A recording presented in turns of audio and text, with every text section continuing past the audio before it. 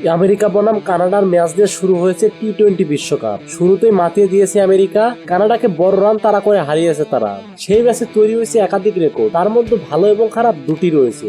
আগে ব্যাট করতে নেমে নির্ধারিত 20 ওভারে কানাডা 194 রান তুলে 5 উইকেট হারিয়ে জবাবে অধিনায়ক মোনাক প্যাটেল এবং স্টিভেন টেলরকে হারিয়ে চাপে পড়েছিল আমেরিকা। কিন্তু আন্দ্রেস গোস এবং অ্যারন জোন্স মিলে আমেরিকার হয়ে রান তাড়া করে দলকে জিতিয়ে দেন। এছাড়া টি-20 ইতিহাসে প্রথম দেশ হিসেবে করেছে 5টি রেকর্ড। প্রথমত, গোস এবং জোন্স টি-20 বিশ্বকাপের ইতিহাসে রান তাড়া করার ক্ষেত্রে তৃতীয় সর্বোচ্চ রানের জুটি করেছেন।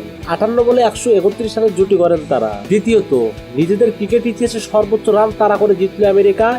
এর আগে তারা এ বছরের শুরুতে কানাডার বিরুদ্ধে 169 রান তাড়া করে জিতেছিল। তৃতীয়ত, আমেরিকার ক্রিকেট ইতিহাসে সর্বোচ্চ রানের জুটি। আমেরিকার ক্রিকেট ইতিহাসে সর্বোচ্চ রানের জুটি করেছেন গোস এবং জোন্স। অতীতে এস মোদানি এবং গজানন্দ সিং এর 110 রানের জুটি ছিল সর্বোচ্চ।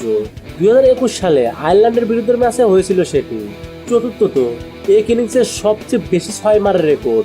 এক ইনিংসে সবচেয়ে বেশি 6 মারার ক্ষেত্রে ক্রিস গেইলের সঙ্গে সমভাবে দ্বিতীয় স্থানে চলে এসেছে জোন্স। জোন্স টি-20 বিশ্বকাপের প্রথম ম্যাচে 10টি 6 মেরেছে। এর আগে গেইল 2007 বিশ্বকাপে দক্ষিণ আফ্রিকার বিরুদ্ধে এই রেকর্ড গড়েছিল।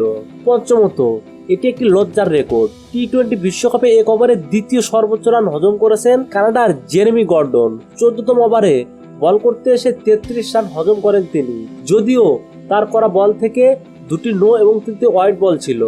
মোহাম্মদ নুরে আলম, স্পোর্টস টাইম, ঢাকা।